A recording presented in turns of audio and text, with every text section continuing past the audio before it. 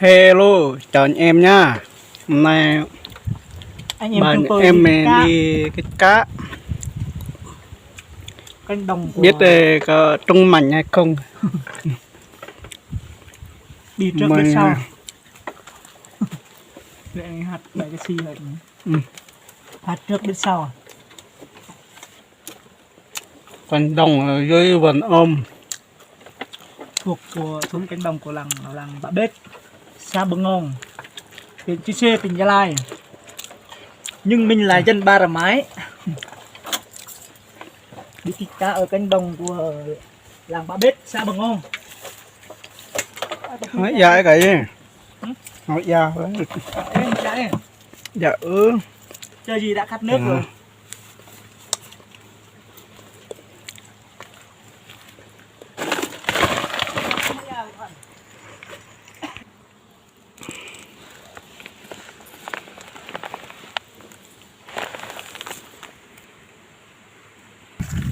Về lúa nương nha.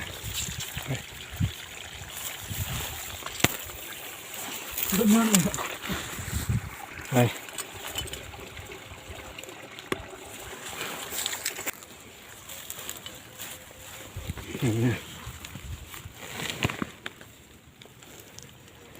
Bi harang gini.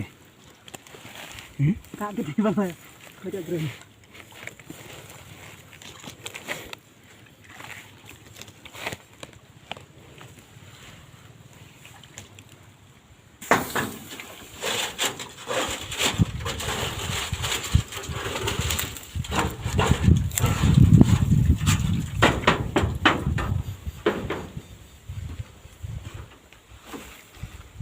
Bắt chuột. Đây là nghề bắt chuột.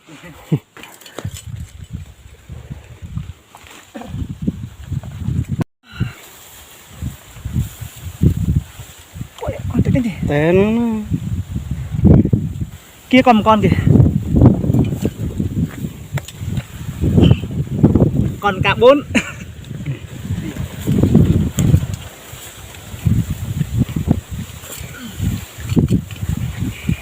cá lóc. Cần lộc, tao đi cần lộc. Thôi đừng.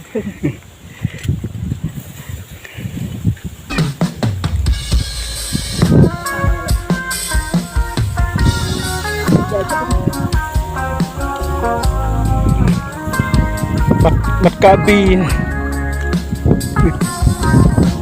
Cá 4.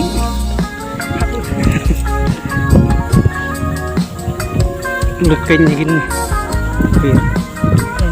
Rõ bi rõ. Chẳng hộp. Cấm đấy. Thả nha. Con này thả. Con thả. Bị. Bị. Ui.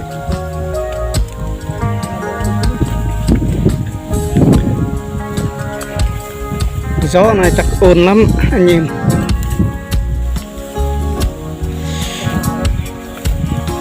Gió quá.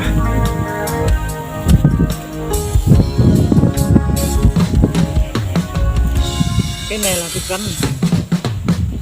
Rắn rỉ.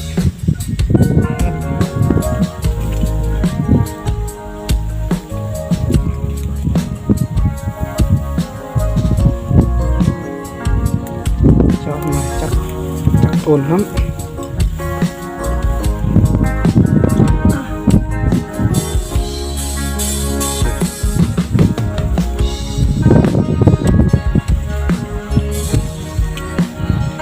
Cho mọi người xem này.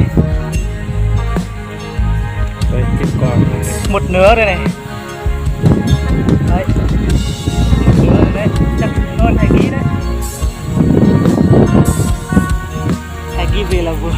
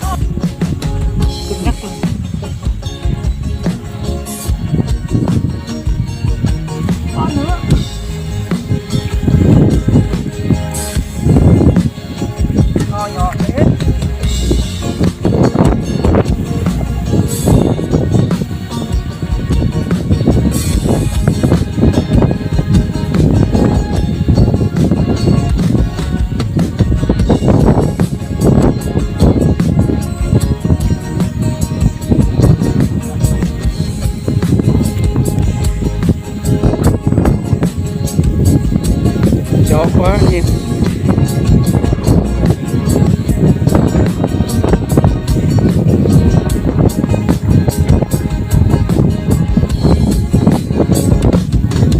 Đi thôi.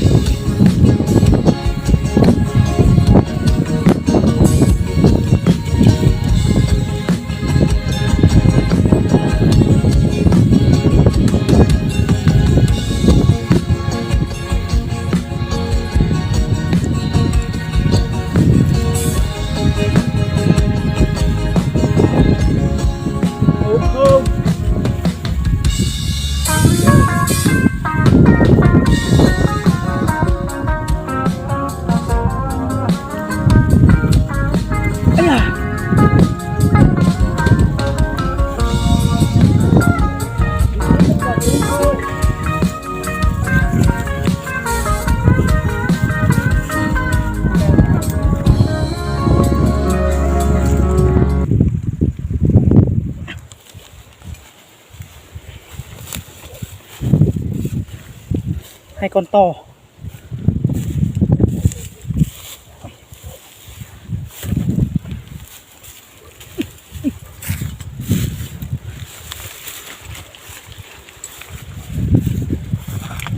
Đây có cái chòi này.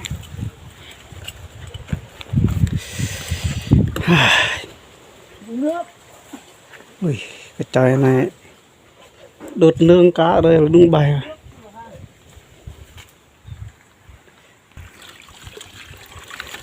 Giờ uống nước giọt nha. Quá.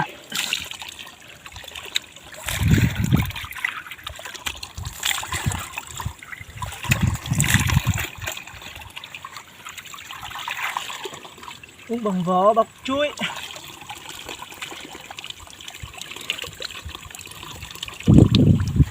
À.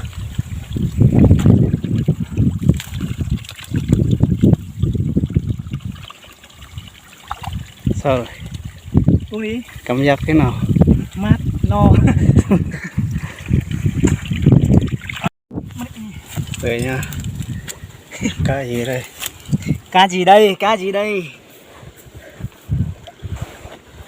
Cá lóc, cá gióc, cá bông, cá lồng tông xeo. Cá măm, cá hu, cá mú, cá nào đây anh? Màu vô bờ con, ta cùng tới lướt con Sài Gòn. 15 đồng mua hơn một thúng. Cá siêu thiêng liêng về nhà. Đây, thành quả hôm nay đây.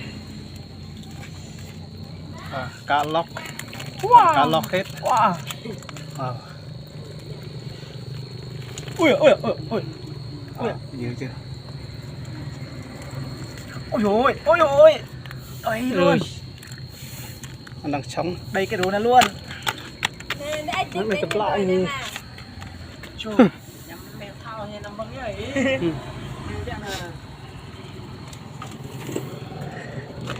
Mọi người thấy video mình hay cho một like và hưởng được kinh nha. Còn tiếp theo nữa